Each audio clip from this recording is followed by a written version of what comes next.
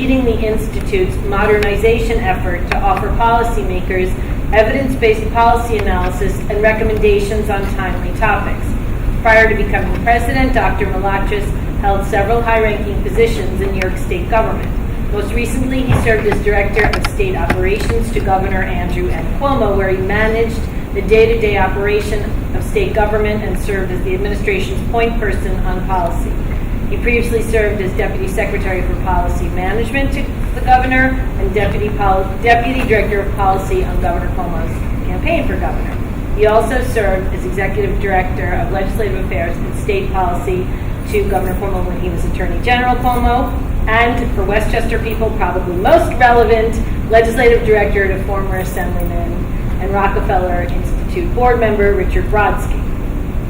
Gerald Benjamin was appointed as Associate Vice President for Regional Engagement and Director of the Benjamin Center, not a coincidence, at SUNY New Paltz in 2008.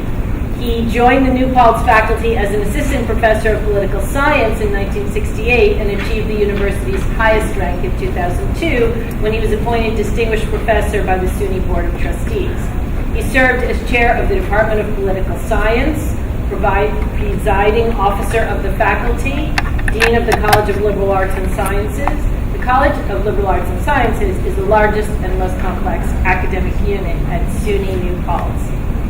Finally, we have Patty Dwyer. Patty Dwyer is a professional municipal manager responsible for implementing governing board policy and supervising operations, including personnel and finances. Over a span of 30 years, she served as either a CEO manager or CAO administrator for several municipalities in New York State, including as village administrator for the village of Pleasantville, a position she held for over 14 years. She is currently the owner and principal of Sourced Municipal Solutions and executive director of the New York State and City County Management Association. So welcome to all of you, and thank you so much for being here with us. Good evening. Nothing says an informal conversation like a PowerPoint, of which many of you have already seen. So let me just go through really quickly, because tonight we really do want to hear from you. Part of this process is really reaching out to the community and figuring out what you guys want to do under this plan. I want to thank Emily and Susan and the county executive and the rest of the team for allowing us to work on this. Dr. Benjamin and I have been going around and doing many of these now. When we did the statewide plan review, which has been really exciting. We're really happy to have Patty and others join the team because they have a depth and breadth of experience and knowledge which will just make this a better plan.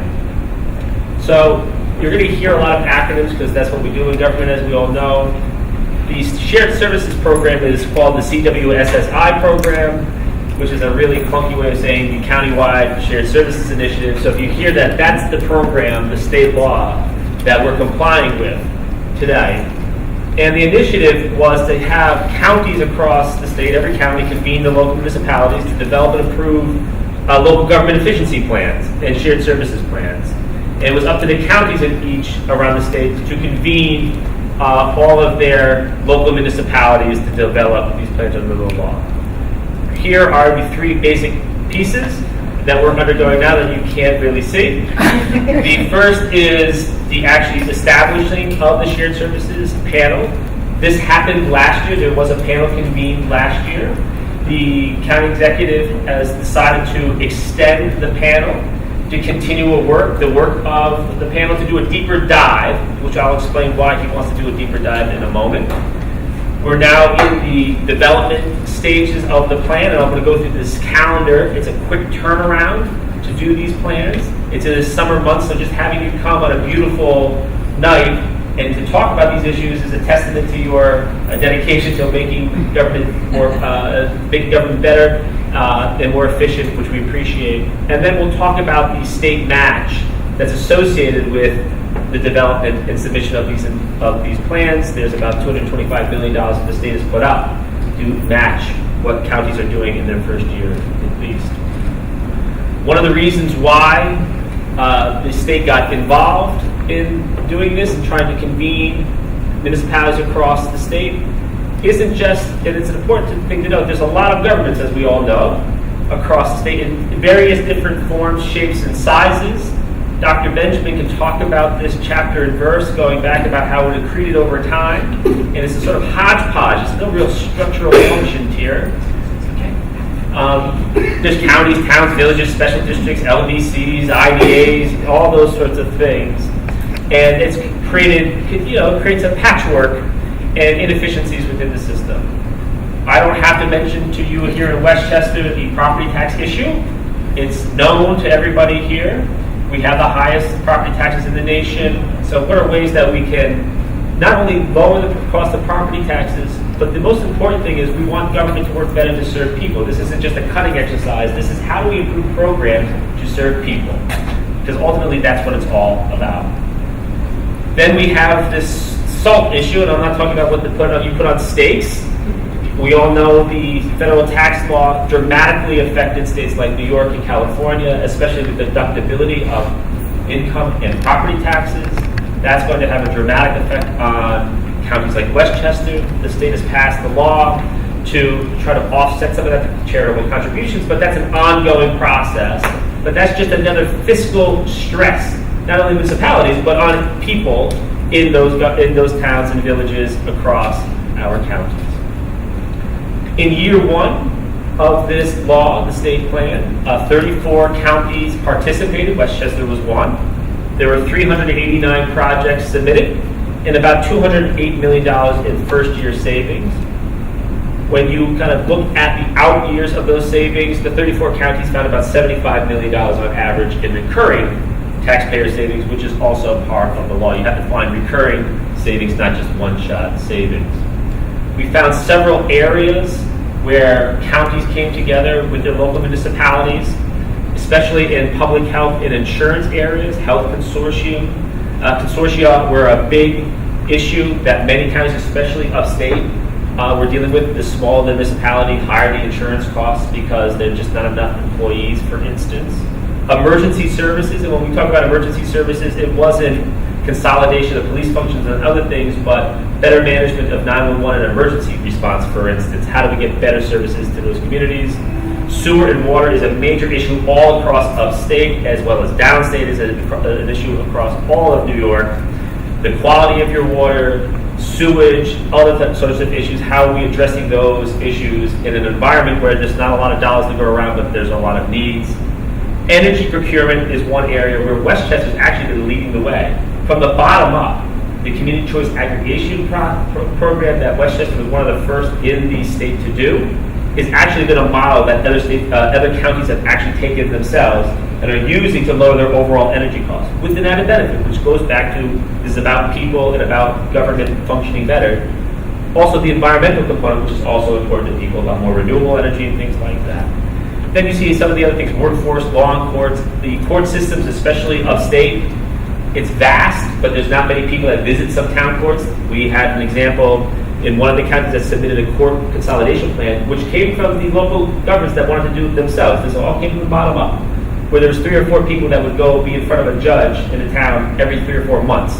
You don't really need a court necessarily in that case. And then some of the other things that we talk about often, joint purchasing, shared equipment and personnel, highway departments, you see it right there.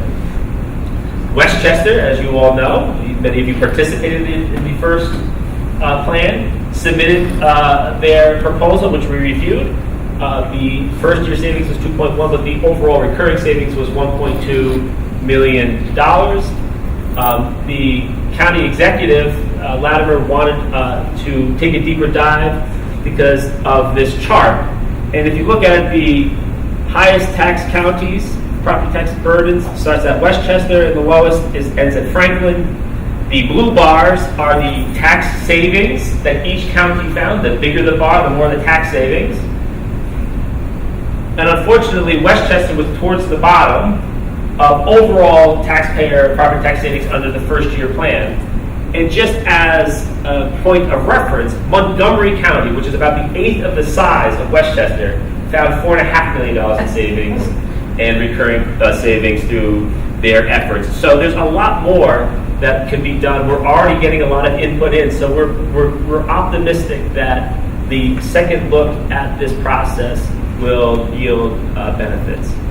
We also want to recognize that this isn't happening in a vacuum, that lots of municipalities and local governments have been doing a lot for a long time to share services, to find savings in tighter fiscal environments. So this isn't like, hi, we're the government consultants, we're here to help, we know everything. We actually are here to help facilitate, not dictate, which is an important thing. Well, maybe Jerry's here to dictate because he has that way about him, I'm kidding. But we understand that there's been lots have been done already. We want to build on that success, keep the momentum going, and help facilitate bigger things. The process, very briefly, the county executive, as we all know, has to convene a panel. Every mayor, town supervisor, village mayor, city mayor, they all have to participate on the panel by law. School districts and other special districts are optional. The county executive, it was an important move here that he invited basically a broader table. So he invited all the school districts and other to participate in this process because we know school districts are a large part of your property tax burden. The optional members we can talk about, and we've had a lot of those. They have to all vote on the plan, which I'll talk about in a second, how that vote works. This is directly taken from the law. The plan has to include recurring property tax savings, which are new. Can't just rehash old stuff. Through actions, and this is actually enumerated in the law, which gives you a sense of what they're looking for. Elimination of duplicative services, shared services such as joint purchasing, shared highway equipment, shared storage facilities, plowing, energy and insurance cooperatives, reduction in back administrative overhead, and better coordination of services. We also really like the better coordination of services because that's a lot that can be done. Since you've submitted a plan, you're able to withdraw your plan and resubmit updated, enhanced plan, which is what Westchester County is going to be doing this year. The draft plan is due August 1st to the Board of Legislators, who then have several weeks to review and offer comments. They don't vote on the plan, but they get to offer comments.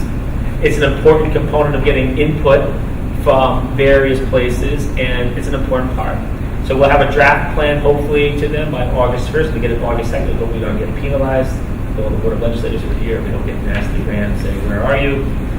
The final plan must be submitted and approved by September 15th. So there's a lot that has to happen in a short amount of time. And then we have to have a public hearing in the county to explain what the final adopted plan is by October 15th, 2018. The law, we have a different approach, a little bit of a different perspective, which we like to bring here. The law actually says you have to opt out of provisions of the plan. Municipalities are not required to adopt the entire plan. They can opt out of certain shared service arrangements. We think that has sort of a negative connotation to it, so we do it the reverse. We say you can opt in. So we'll have 10 or 15 or 20 or how many service options, and municipalities are able to join on or not.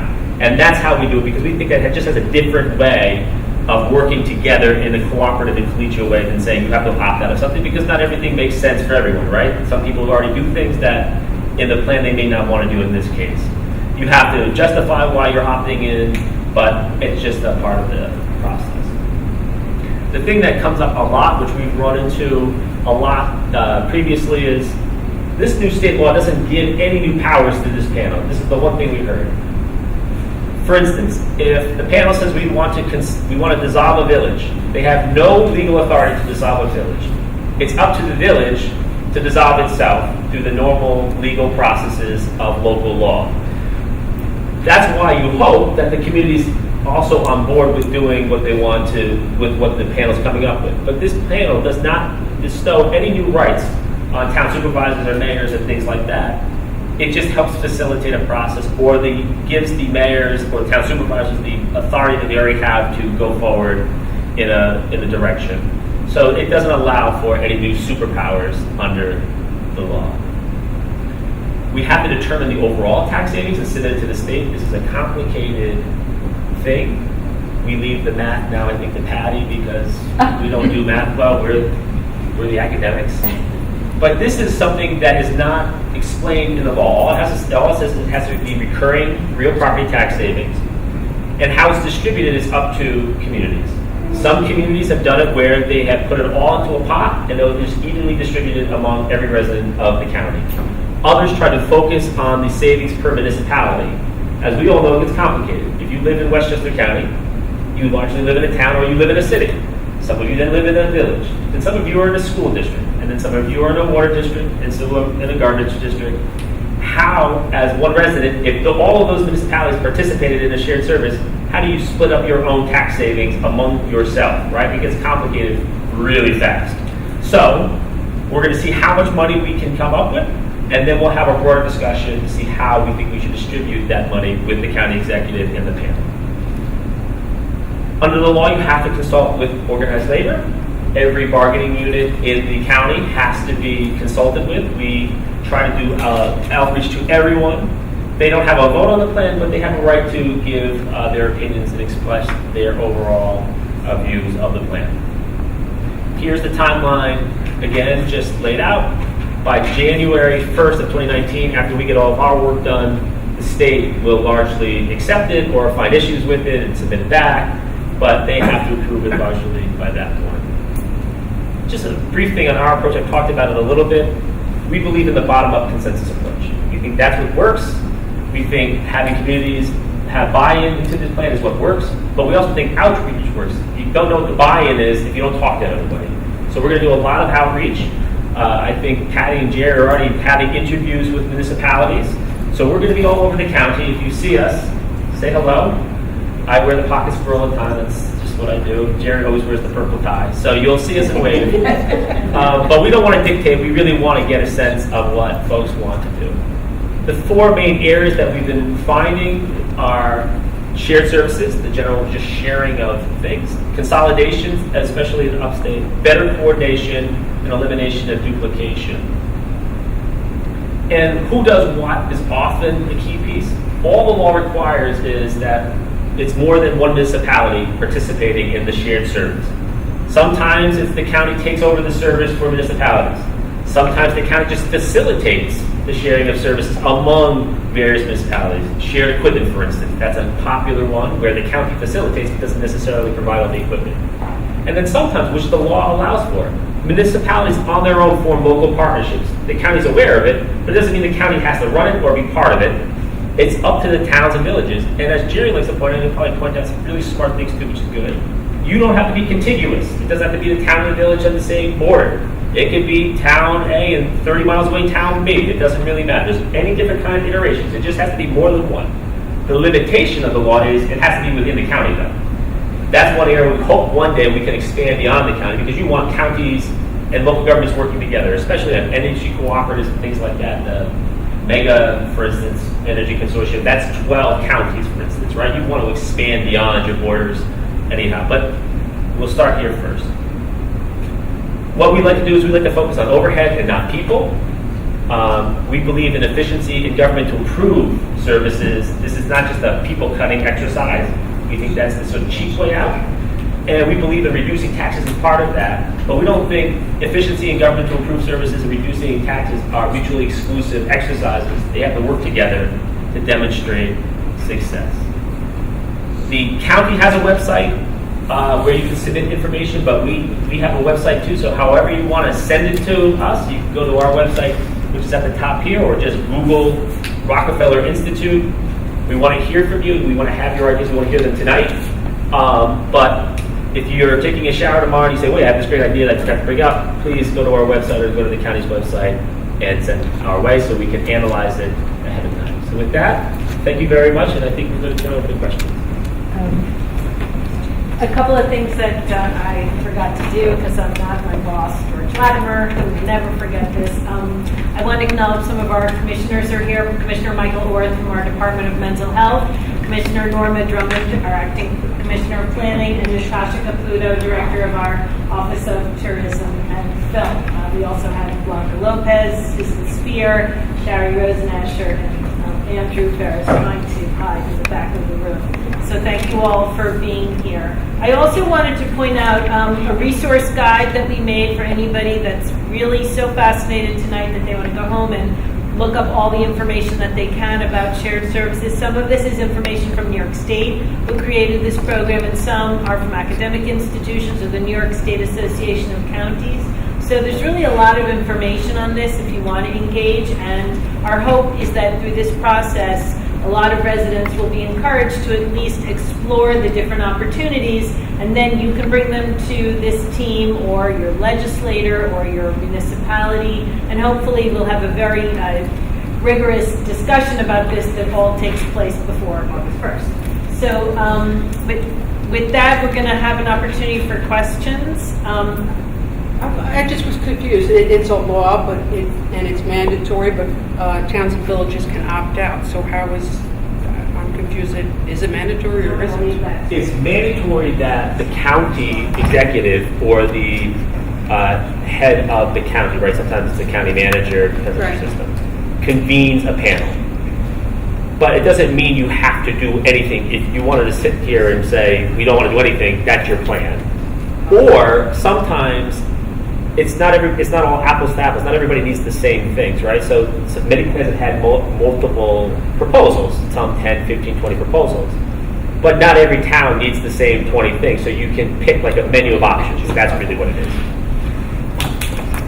Before we get started, I just wanted to invite the mayor of Mount Kisco. Do you want to come up and talk a little bit about your experience with it, or are you, even Sure. though you do have a starring role in our video? Yes, basically.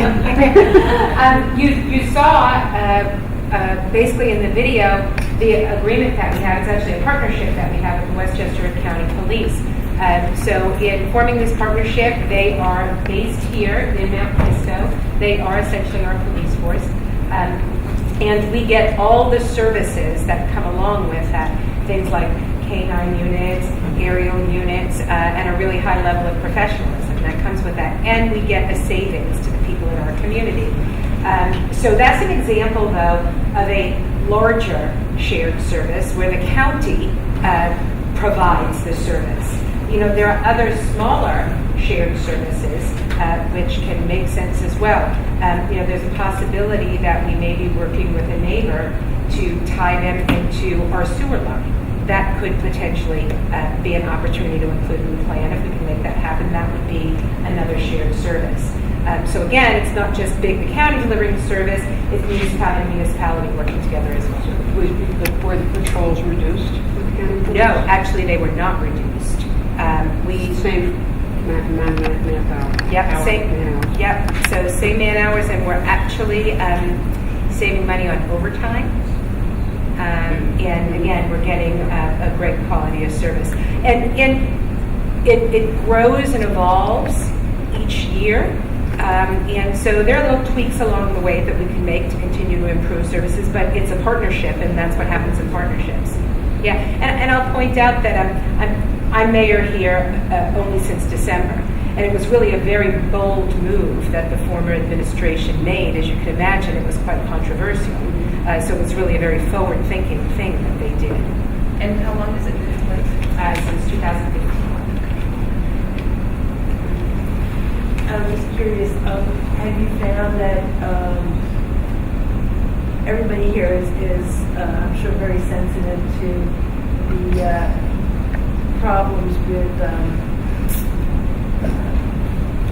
police strife, for them and for people that have had difficulty in circumstances with police?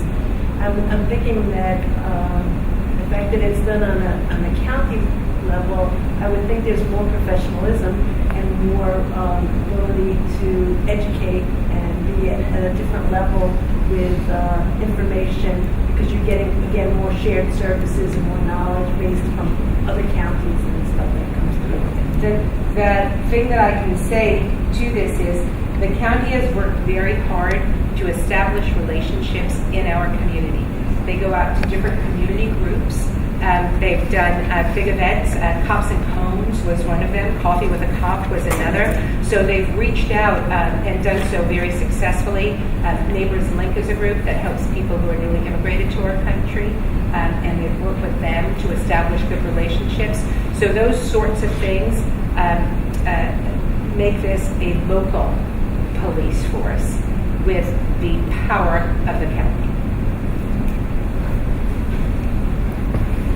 Do you want to talk at all? Or? Well, I mean, it's obvious that shared services are a plus when you do it right.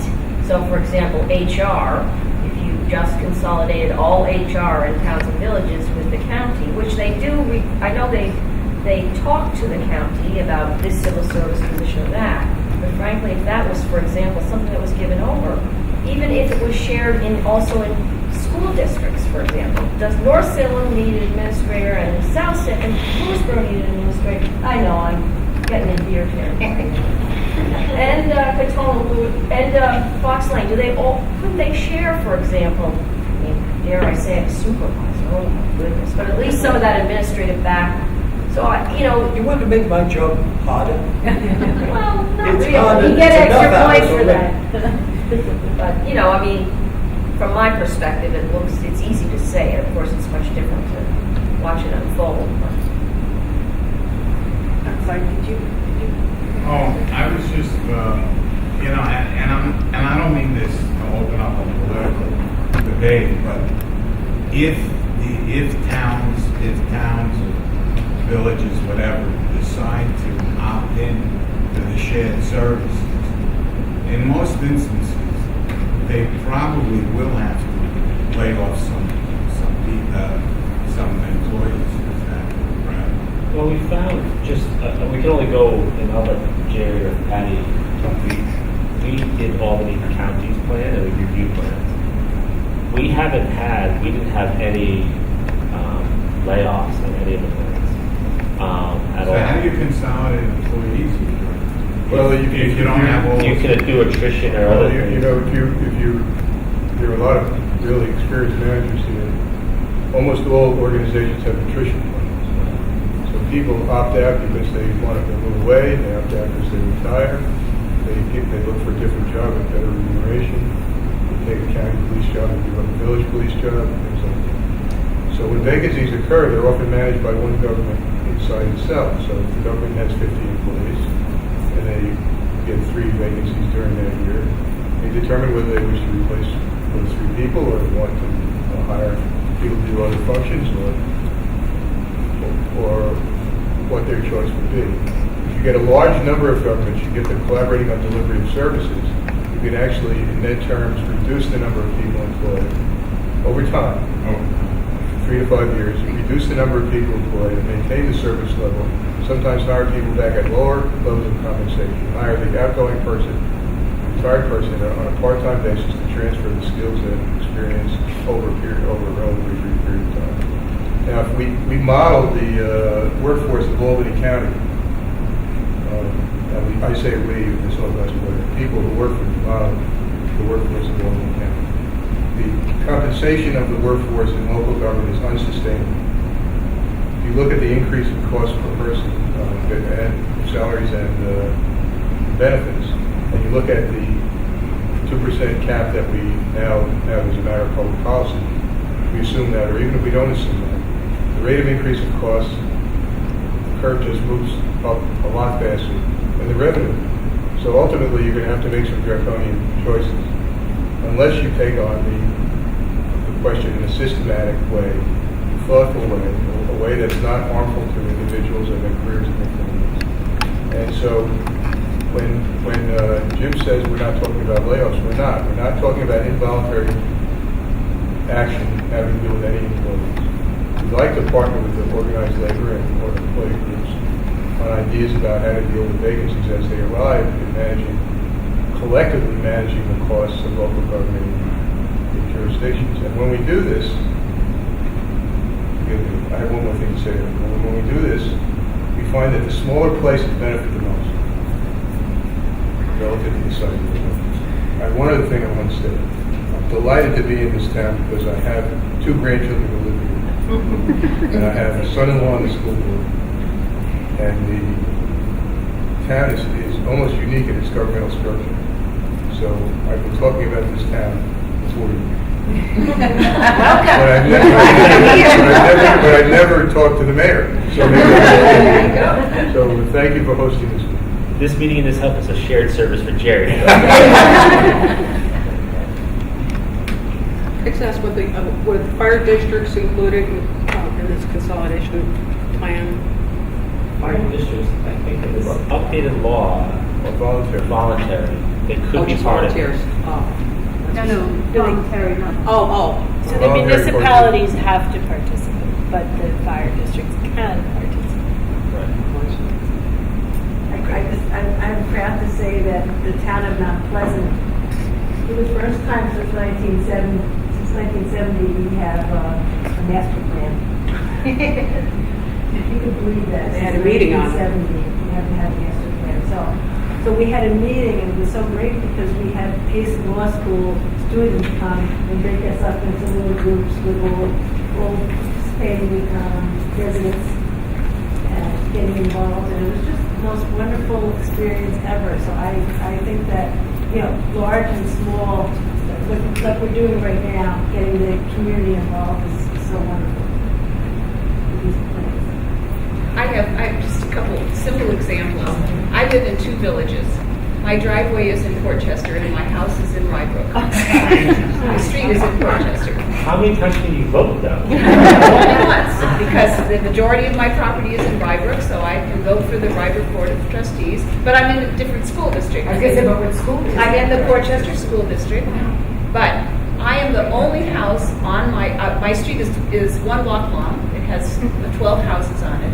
I'm the only house that actually needs its trash picked up by Rybrook. So it would seem to me that it might be easier to just pay Portchester, 50 cents or whatever it would cost to pick my trash up. But it is very good in the snow times because both villages have to turn around, so their trucks go away. So I'm always at snow. But a few years ago, I think Rybrook thought that maybe they should have their own library. And so they did a study to see if they should have their own library. And there's about 3 times the population in Portchester as in Rybrook, so it really wasn't cost effective. So what they did, they put a big sign up in front of the library, Portchester Rybrook Library. Simple. Shared service. Shared service. We're noticing this with schools, actually. The hardest thing is to get schools on some level, and maybe not the case in Westchester. Schools and municipalities to talk to one another. Schools, it's the simple things which save money. We're not talking about personnel, right? This is the amazing thing. Snow days when kids are actually going to school, the personnel who does it is usually the in-house janitorial staff that then go out and do these things. There's often corresponding problems on a snow day. It's cold, there's boiler problems, so they have to waste their time then going out doing snow removal. The town's DPW services are usually close to where the schools are. They're buildings. They drive right past. They don't do any of those services. What we got from Albany was, you want us just to drive past and plow your parking lot out and take the 5 minutes to do that so you don't have to worry about it, we'll do that. Now the savings was only $5,000, $6,000 a year, but that's a lot of money when it comes to diminishing budgets. $6,000 pays a lot of textbooks over the course of a year. So why not do that, right? It's a small thing. But those lines, it sometimes just takes a conversation. What are your needs and what are my needs? And that's facilitating. And I think what the county executive wants to do here especially is, how does he help facilitate, not him doing everything and telling you what he wants to do, but what can he do to help facilitate other communities to do things?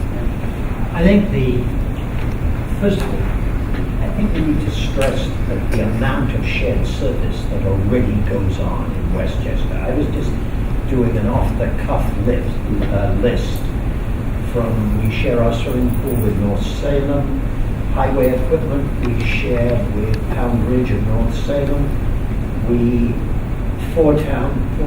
5 towns have got together to do a domestic violence resource center. Now, that wouldn't count because it's an additional cost, not a saving.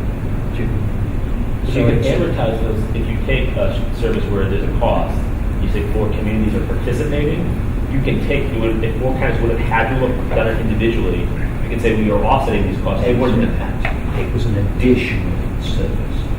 Although the cost was people traveling to White Plains and missing the Oh, it was bus. a lot of- So there's There was there's huge an cost for unhidden people. cost that you can't monetize. Yeah.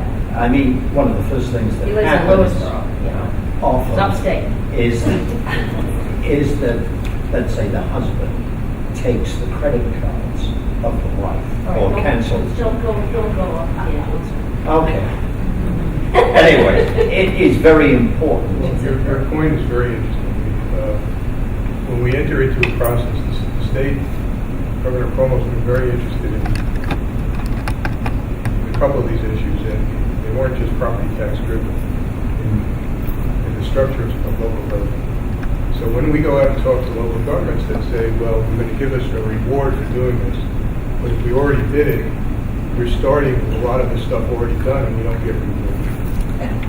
So, there's no retroactive acknowledgement of the place that's most forward on the kinds of behaviors that you prefer to see them do. That's a genuine challenge. So that comes to the distribution of the benefit that Jim talked about. So what formulaic approach are you going to use to distribute the benefit? Well, maybe you want to take account of people who already did a lot of stuff, even though they don't count their savings in the immediate moment, but having already been achieved in a significant percentage, the degree to which they can do more is diminished. Now, I'm not arguing for that. I'm saying that you raised something really important. The second point about this that is challenging is that people feel unacknowledged. It's not only the concrete reality, but you're trying to get me to do what I already did. So you don't know I already did it, and you ought to. You ought to appreciate that. That's the kind of summary conversation. So these are challenges, subtext as we held these meetings with local government officials and the citizens. And the answer is, we'd like to find ways to address some of the concerns or perceptions or absolutely correct experiences, but without sacrificing the goal and purpose, which still has virtue about it. Let's try to find additional opportunities. And I was credited for being a professor, but I was an elected official for 12 years, so I'd like to put that out there. I've been in the role of having to talk to town governments. I was a county official. Talk to town governments and ask for collaboration when there were parts and differences. There were interpersonal enmities. There were, God knows what, football teams that one guy was on and another guy was on a different team and they didn't like each other. This sounds juvenile, but it's actually real.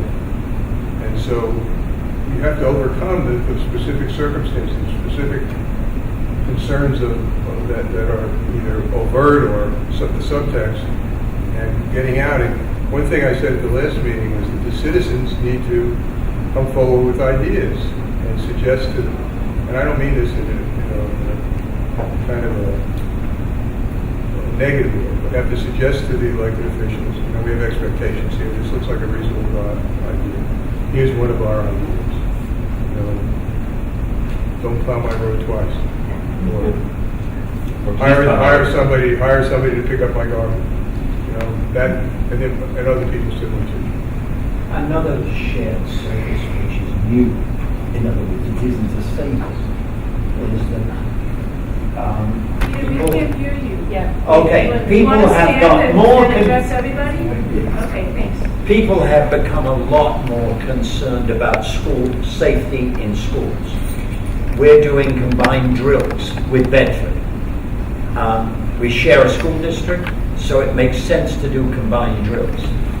That is an additional cost, but it's a shared service. It'd be a heck of a lot more costly if each town did it separately. But that counts under the law. I think that's the issue.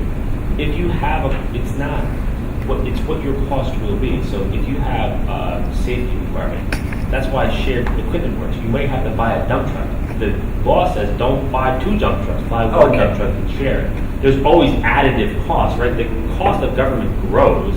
It's how do you offset what the cost would be. So if there are, for instance, translational services, most Westchester is different because it's a more populated. Albany County wasn't complying with federal law. They didn't know they weren't complying with federal law because that's a lot of laws, right? So there's a new cost. The county says we will provide the translation services to everybody. That was a shared service because not the 35 municipalities have to purchase their own or go out and do it. Someone did it for them and they put the cost out to everybody. So instead of 35 entities, it was 1. that counts as part of the process. The two huge ones in northern Westchester are fly cars. These are the emergency medics who float around and are shared by, I don't know, about 12 towns. Am I right, Adam? Yeah, I think between 9 and 12 towns. And they are really a major shared service, because if each town had to have its own, that would be really big. The other big one is East of Hudson Watershed Corporation to deal with the massive phosphorus reduction requirements loaded on us by the state of New York. But they don't share very well. They do. They force New York City to try to help us. But New York City, do you know how long it takes New York City to process a check? Would you believe 2.5 years? How big is the check? The size? I don't know. It's $22 million, but it's a nightmare. I think the largest opportunity facing us is school and town. I work pretty well with my school. I've got a friendly relationship. We go out to lunch together. But the fact is, it's school first, school first, school first. Town first, town first, town first, they'd say. So you've got empty rooms, which we can't access. An empty gym that we can't access. Because they want to charge me so much damn money for it that I can't afford to use it. We have got, I think, the largest problem right now. That's an opportunity.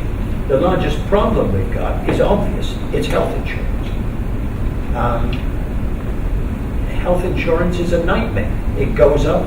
You were talking about it in personnel terms. I don't think Lewisborough is going to reduce its headcount any. I think it's more likely to increase it slightly because we've got obvious problems. But the largest cost is healthcare.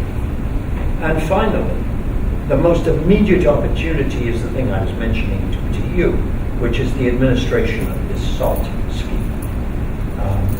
If each of our towns goes round and buys the software, if each of our towns hires an extra person or an extra 2 people, if you're big, I'm not, it'll only be 1 where I am, but that is a huge cost. And you add it up over the county and it's a mess. That's what's going to happen unless somebody comes up with a brilliant life-saving scheme.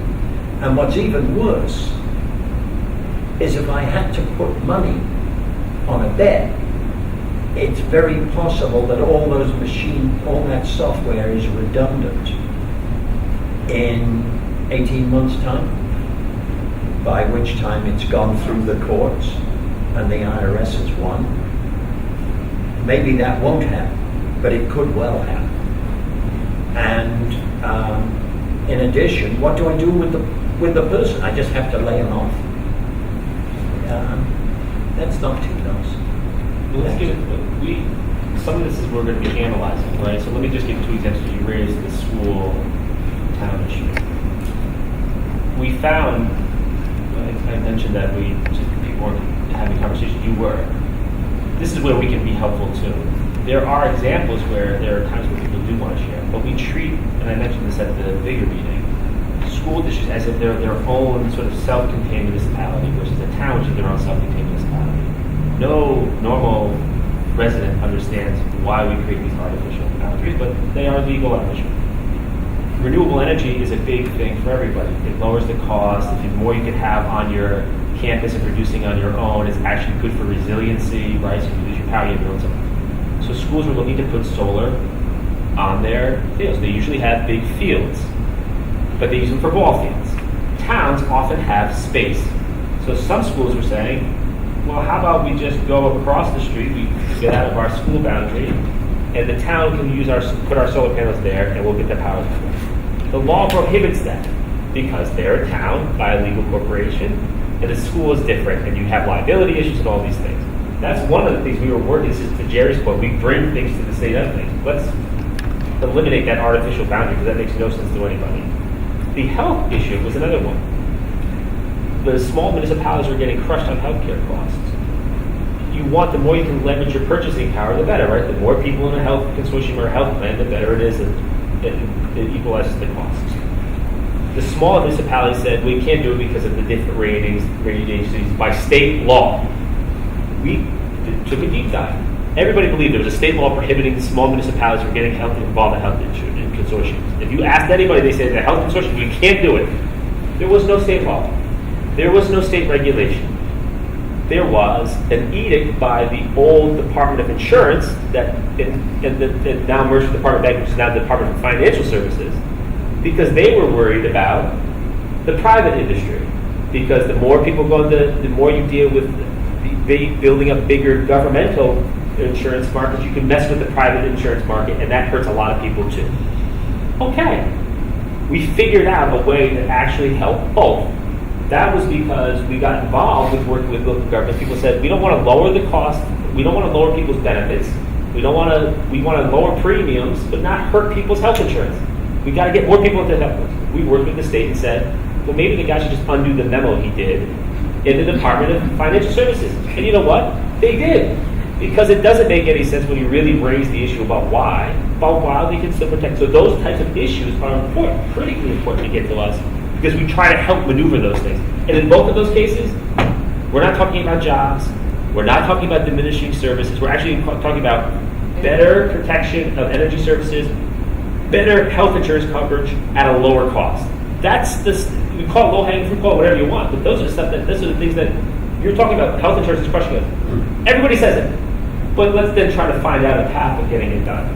Incidentally, one of the factors behind health insurance is that we have to accept that we have hired one new person in the last 7 years in the town. That means that everybody is getting older and older and older, and unfortunately sicker and sicker and sicker. That is a real cost. It is not a fake cost.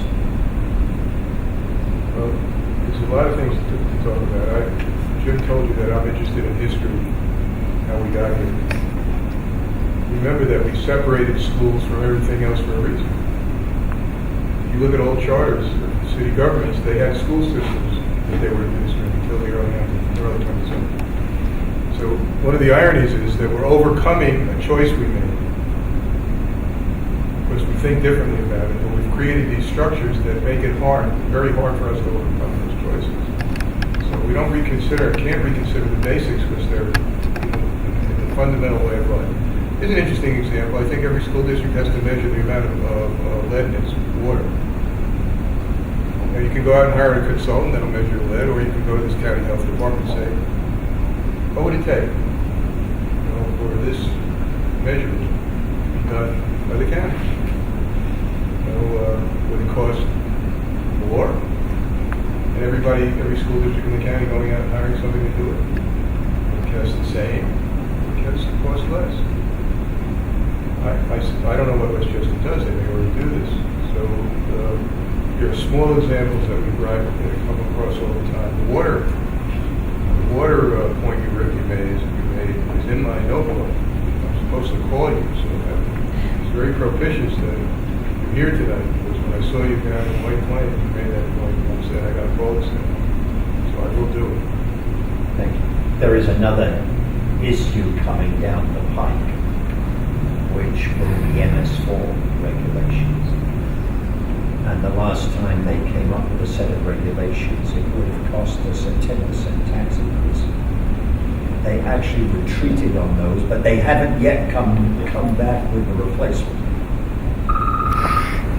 A 10% tax increase for one mandate from the state is a bit much. Can you share some of the examples that were done in Suffolk and Dutchess? Dutchess County, Suffolk County had several proposals.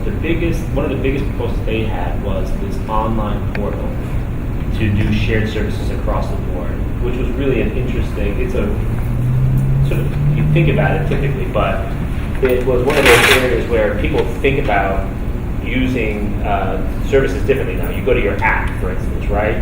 Instead of the old way of processing triple-digit forms and things like that. But it just wasn't happening in Suffolk, and Suffolk is a pretty, remote off county. So that was one of the big areas that they focused on. Dutchess had a couple. One was on dealing with the opioid crisis, and that's something that we're running into more and more with communities. This is like a separate project that we focus on. But talk about 10% cost. One county in upstate New York has a $50 million budget, it's a small county. $10 million new added cost just for the opioid crisis in response, right? That's an unsustainable increase. So Dutchess County had a big thing to lower the overall cost for governments who were dealing with this opioid crisis, was one. The other area was on software and other GIS and technology that they really focused on. So they focused on a lot of the back office administrative functions. So they honed in on those things. Some counties decided to do big projects.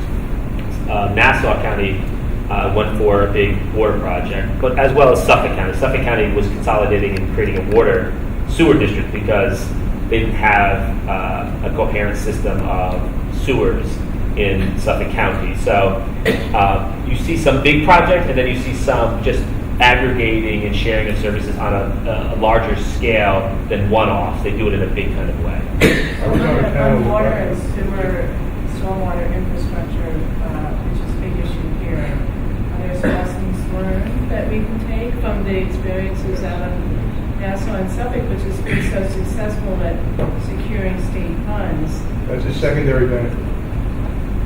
It's a second, when we talk to people, they ask, what have you been doing? And then we can be the broker of communicating these to other people who want to do things. So that's kind of a secondary benefit. When I was on a panel with a guy who runs this in Suffolk County, a couple of things. One thing that impressed me. One town bought a truck, a new truck. After they bought the truck, they determined that the truck wasn't quite what they needed. And that was a mistake. They made a mistake. Yeah. So they put the truck up on the portal. Another town wanted that precise truck. So they sold that truck, recovered some of the money, and got the truck they needed. Everybody benefited. They didn't have to get the crew to run a truck that was suboptimal. Like a Craigslist for So that's exactly right, and that's what the portal was about. Another thing he talked about was interacting with this is school related, interacting with a school district that needed to pave its driveway. But school districts often have these big, I know Fox Lane here is a big road that runs up into the school. So that's a big number. And the superintendent of schools was bemoaning the cost. He said, we can do that, the county can do that. And they did it on overtime. And they priced it on overtime with union workers, because the objection is that union workers would otherwise do it. And it was far cheaper than the bid from the contractors that bid on the job. So the school district saved $50,000 on a major paving job. So it's a question of creating a locus of communication. And another thing he talked to me about was equipment that a place needed that one town needed that, I can't remember specific equipment, but what stuck in my head was when they bonded out the cost, they presumed that they would sell a certain percentage of the time and use of this equipment. And they gathered that revenue and paid for the bond. So essentially they got the equipment for nothing. Because there was enough demand in other towns at moderate cost to those towns to cover the cost of buying that equipment. So these people, we can't think of all this. Every time I go to one of these meetings, I hear something I never heard about before. It's genuinely true, and I've been paying attention to this obsessively for 40 years. So the fact is that people create opportunity if you give them a way of doing it. But who's capturing those stories? Well, a lot of this is there are places where a lot of this is documented before this process. The Secretary of State's office has a local government responsibility, and a lot of what the state's funded over the years, going back to government backing, those projects are documented. But you're right, I mean, the implication of your question is right. We don't have a good way of universally, comprehensively, figuring out what the smart ideas are and telling other people that. We started. And what Peter's been sharing, that what's already happening.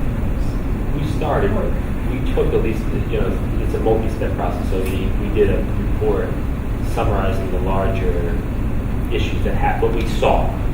It's not a deep dive into the actual stories, but it's 40 pages worth of, here's what we've learned so far from the 34 counties. This is like the second phase of it, so you see more of this. The water issue is one of those issues that's popping up everywhere in a whole host of issues. It may not be phosphorus, it could be 1,4-dioxane if you're on Long Island, for instance, or nitrogen, which was the Suffolk County problem, right? They're unique sometimes to the issue, and it's adapting so quickly.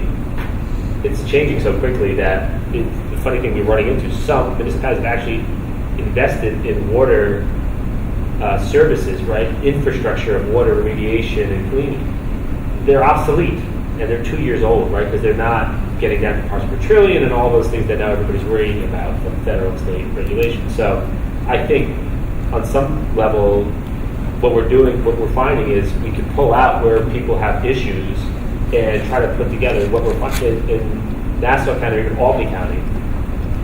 We didn't have the answers, but it facilitated them to start talking to one another, because there's even things besides water treatment. There's water agreements from decades ago that people don't understand, right? Water bills. Albany County, City of Albany, which is the largest municipality in the county of Albany, had agreements with all the towns. They were from like 40 years ago. The towns have their own wells now. It was like a hodgepodge of even that. They didn't understand the billing process. So there's a lot that you can do on that front. It takes a lot of work done. The water stuff is not an easily solvable problem. You mentioned, I mentioned Suffolk County. That grant was a federal grant after Sandy. So part of what we can do is, if it doesn't qualify here under the normal shared services agreement, we help identify potential other sources of funding in the long term to help, get some of these things going too, even if it doesn't qualify for this. Now remember, we're terrified at the capacity of technology to find out about us. I don't know about you, but I'm terrified.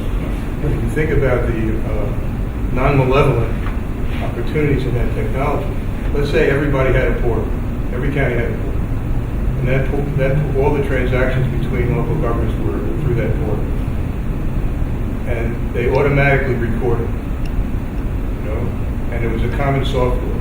At the end of the year, we know all the transactions in every county through that portal between and among governments, and we know what some people were doing that was unique, and we know what the biggest problems were that people were trying to address.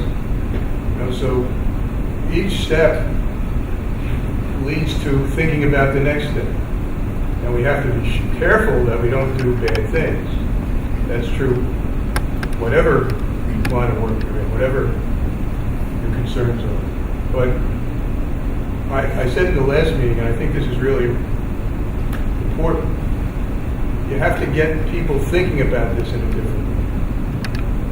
You have to get them thinking to benefit my place, because the power of community is extraordinary. And that's one reason why we're addressing government. I call this government reform. We're addressing it in this way.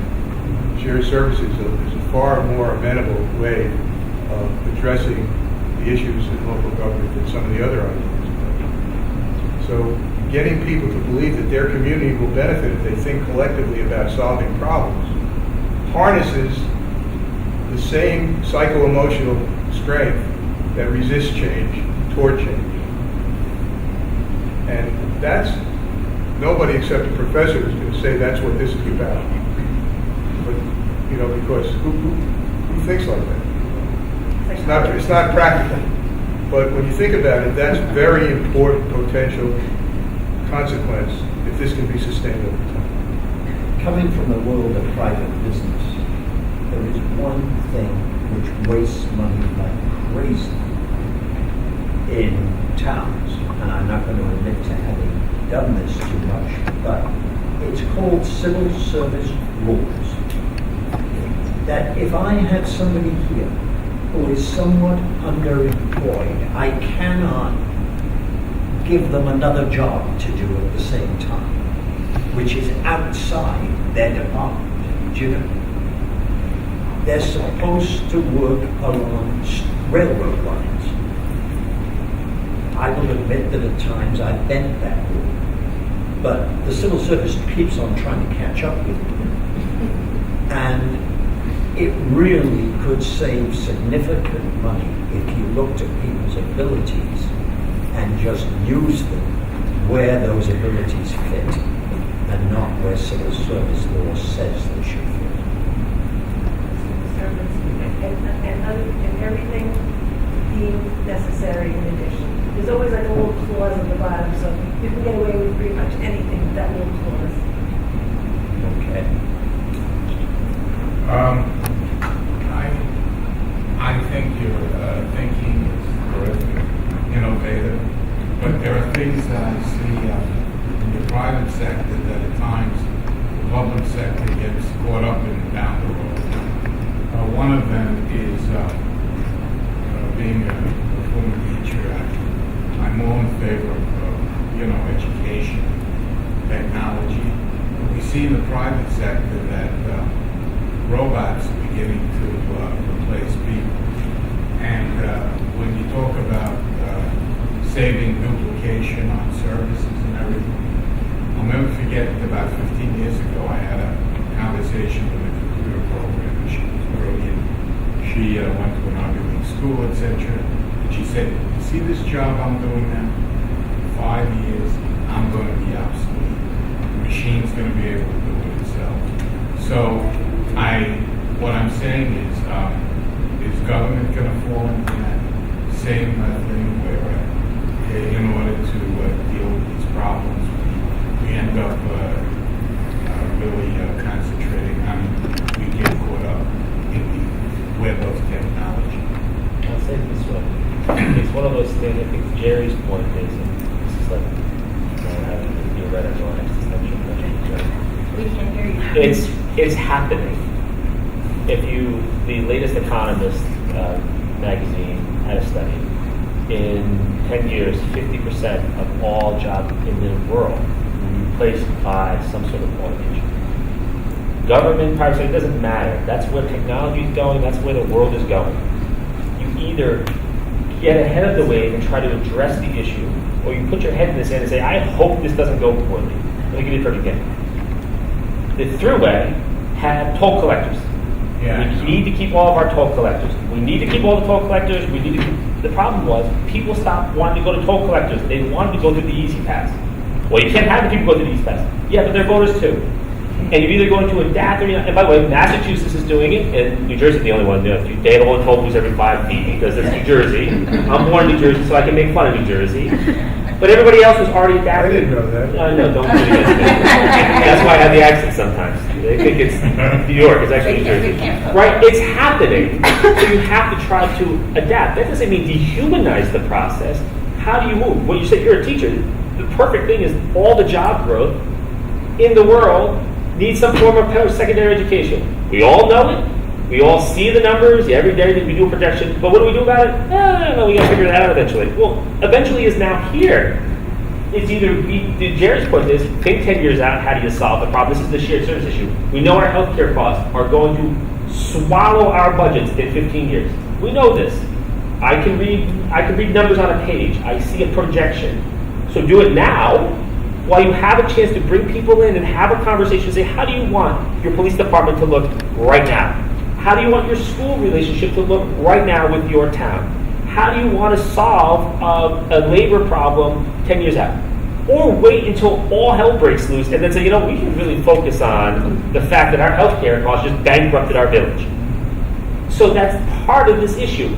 So in automation, not automation, we're beyond that conversation. We have a more basic point. If you're already automating financial services, which often happens right now, you don't need people sitting here going through spreadsheets. They have computers to do that.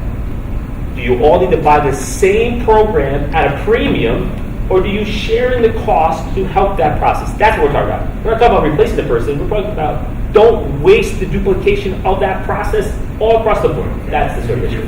Talking about avoiding Lewisboro hiring another person by being smart about how Lewisboro does its work. Lewisboro does its work.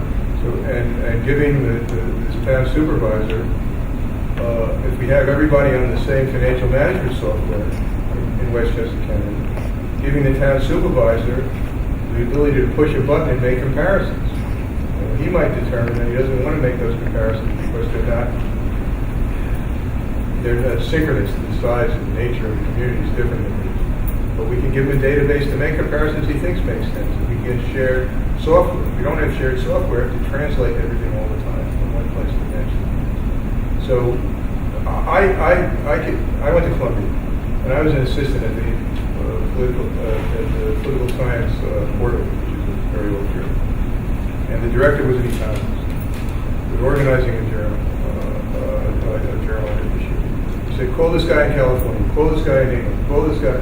I was raised in East Flatbush. I said, that's long distance. He says, it's cheaper to call them than to spend your time, writing them a note or whatever. And then he said to me, every technological change that has destroyed jobs created more jobs than it destroyed. But it left a lot of people in bad condition because they couldn't adapt to it. So we have to understand the power of technology, use it, and make sure the people aren't pushed to the wayside. That's the dual task. It's kind of the same thing. Thank you for injecting that, because my field is history. It's history all the time. Just a quick question. First, I appreciate the discussion, just helping us think of all the possibilities and examples. The discussion or the example you gave of Dutchess County, you're referring to the Crisis Stabilization Center, and that's a good example of using some state aid dollars, some local dollars, some Medicaid dollars, and really, they really did a nice job combining that. I'm wondering with the state and the school districts throughout the state, have you had examples where school boards or engage in this conversation? What have you learned from those experiences when you really engage the school boards? The school, it's been more, the most helpful entry point, in all honesty, has been the BOCES. Because they just do this, right? That their natural inclination is how do we aggregate services, better service provided. School boards were not really part of our dialogue, quite frankly. They have a different, often school boards feel like they have a different role than talking to people like us. The school superintendents, it was hard to get them at the table, frankly. It was really difficult because why do we have to look at everybody else? The school to run, it's what you often run into. But I think when you started off building some of these smaller things, snow removal, things like that, it built the trust, the rapport, not necessarily for our report, but what we're seeing, at least in Albany now, is they're working together on other things that was wholly unrelated to what's in our report now, but there's some trust and dialogue and things going on there, which has been helpful moving forward. But it hasn't been the school boards, it's been BOCES helping convene the different districts with their superintendents, which seems to be the normal process. And by the way, at the end of the some of the PTA organizations, not the traditional PTA organizations, but parents have gotten involved too because they don't understand why some of this. When you hear it, I can't plow your driveway, it just sounds sort of absurd. So we've had some of that input too. Has the Association of Local Governments or the Associations of School Boards done any kind of analysis on the healthcare issue to inform the single-payer legislation that's been pending, that's one vote away in the Senate? Not on what we've been doing here. I don't know if you guys have known. I don't think so. I don't know. It's a good question. I don't know. We can find that. Yeah, we can find that out. That would be a strong constituency. Well, the shared service, reception of the shared service initiative has been very mixed in the organized local government organizations and all. You already do it. It's not a bad idea, but why don't you respond to some of the things we say you're mandating upon us that we don't want you to do? It's not received on its merits. It's received in the context of long time position taking. So that's a challenge. That's not a direct answer, but It's culture. That's what we keep coming back.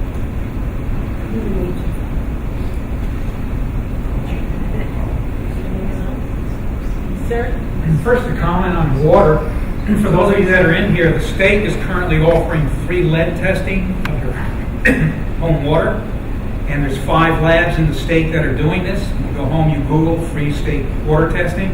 You can get your lead testing for your house for free. There's 5 labs. One of them happens to be your Westchester County lab, and the only one that kept up with the demand was Westchester County. Okay, so that says something about your county lab. When I pay taxes, overwhelmingly, when I look at my bill, it's school taxes. And I live in Valhalla, which is a tiny little community. And Valhalla wanted to have their own school. And the state came in 1960-something and said, no, you're too small. But the big heads in Valhalla all wanted their own school, so they built a school.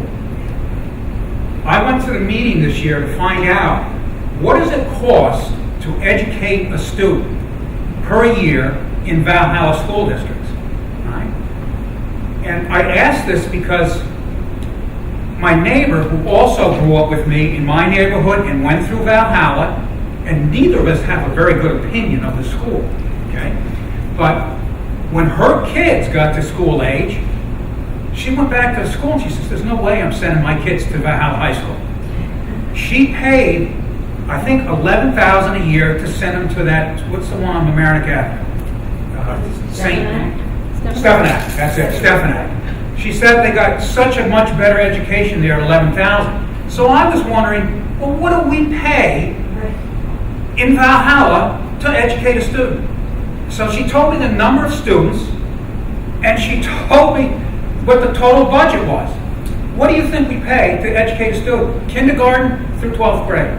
$29,000. $33,900. I was shocked. With $33,900, what's an Ivy League college cost? I mean, but I mean, this is where my tax dollar is going, and the problem you're going to have, Gerald, and I'm sure you've dealt with it, but not as much upstate, but more down here, is that to get those little PTA groups to say, oh, we're not going to share with them. We compete with them in sports. It's their own little cell, and they don't want to do anything with anybody else, right? And it's pride. But did we go through any with the master plan? Because I was just talking about that initiative, the master plan for Mount Pleasant, and that's one of the ways that I'm going to get some of this stuff changed around. I was in North Castle. I'm in North Castle for the master plan. For the record, What plan? we're not going to say anything about school mascots in the shared service plan because we do not want to take on all of that detail. But this is where my tax, when I open up my bill, that's where it's going. And I'm not saying cut education, but Jesus, let's get something for that $33,900 per student. That's for a kindergartner. I don't even know if it's a full day of school in kindergarten. These have been ancillary. That's a lot of money. These have been ancillary to these plans, but we've had these saying but not just the downstate, especially the upstate communities. They're smaller rural school districts where they're like the Class D schools, right? They're very small, and they normally neighbor each other, right? So it's not big school districts, small school districts, it's all small school districts. They're finding issues not having students. If you go to Adirondacks, there's 20 kids in the No school. kids. And they're finding trouble getting AP courses and other things. Where you're seeing technology being a positive thing for once, there's more of a willingness because there's cost by bringing people in when you don't need it. When you have 20 kids and when you don't have AP courses, or you get AP courses at a cost, right? You have, for instance, in upstate New York, a SUNY school within 30 miles of every New Yorker, right? You have the system right there. You want an AP course? You have an AP professor better than get Jerry Benjamin instead of someone teaching Jerry Benjamin stuff. He's right in New Paltz, and there's a school, right? Online now. Now you want me to teach high Now I school? want you to teach high school. Straight on to my job description. They're moving to more online things to share some of these costs. We're not going to solve that problem tonight, but there's been a recognition. Someone asked, like, where are school boards and things getting involved? It's not for these shared service plans, but it's spurred this discussion more when you've seen some of these plans because they have really raised schools as one of the major cost drivers. Just a number for you. In 1940, there were 10,000 school districts in New York. 10,000. Today, there are 698. 6,000 No, 696 school districts. We reduced the number of school districts massively till the 50s, then we stopped.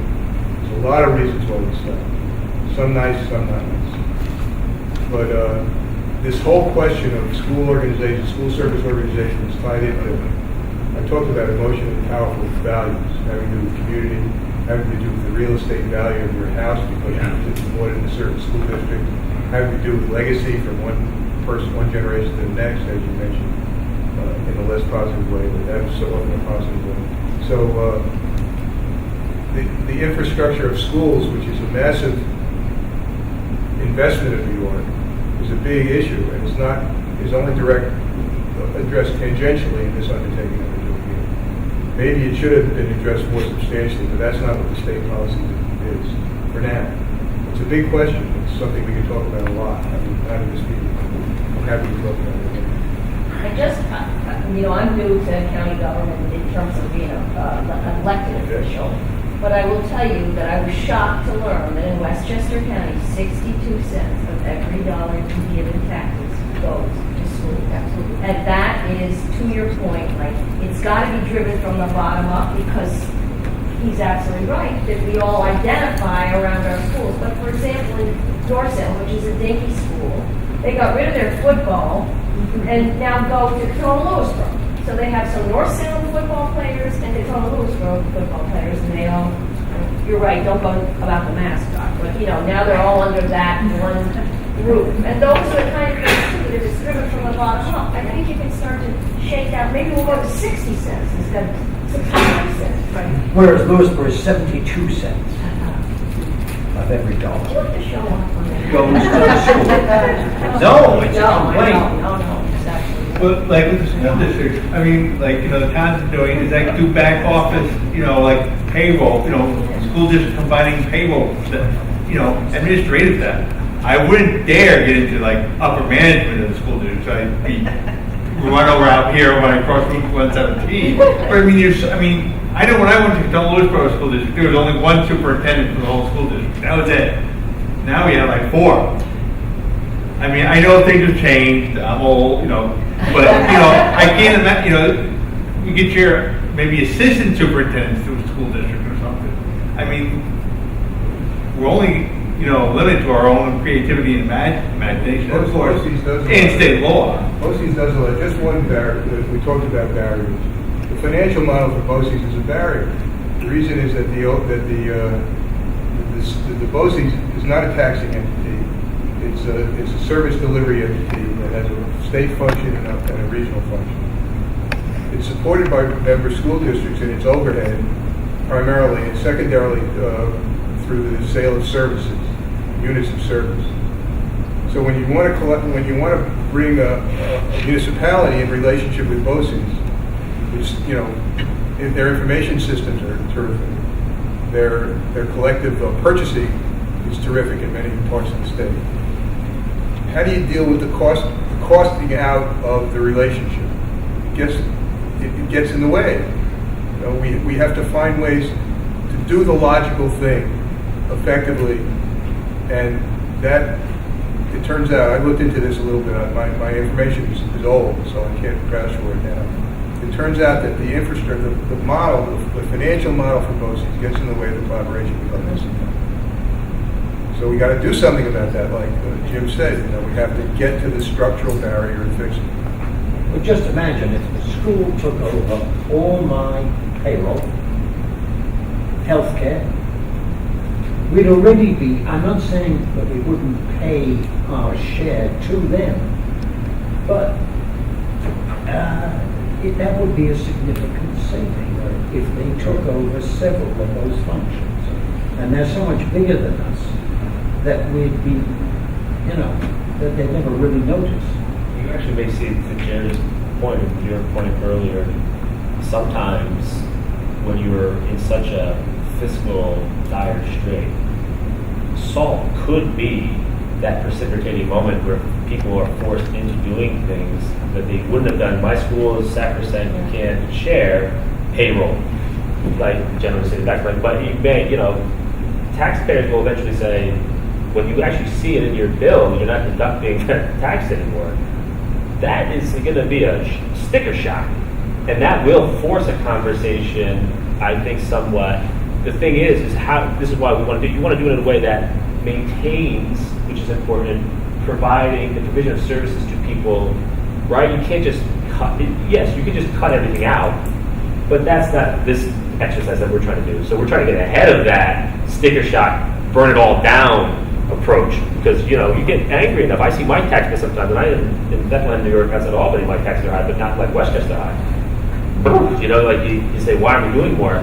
But you add salt to that and other things, that could be that force that pushes it over.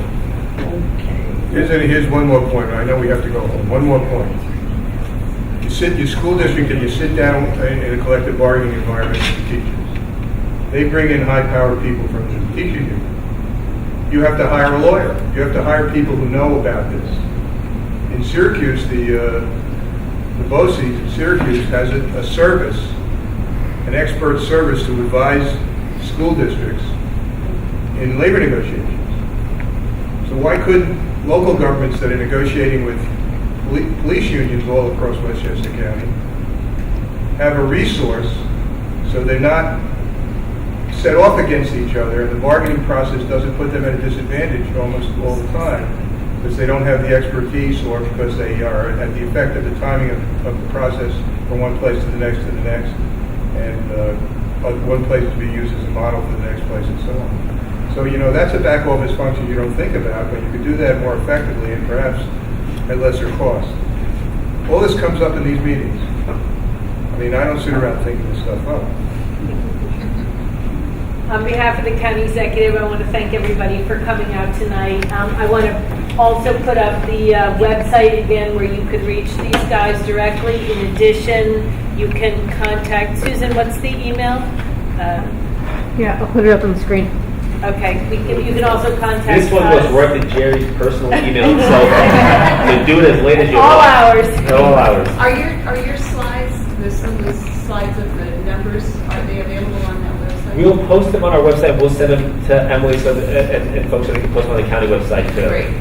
And a lot of the sheet with the resources has a lot of guides that have lists of other shared services programs in other counties, Citizens Guide, and other resources as well. So encourage your municipalities to engage with our consultants and take up some of your ideas. Thank you so much. Thank you.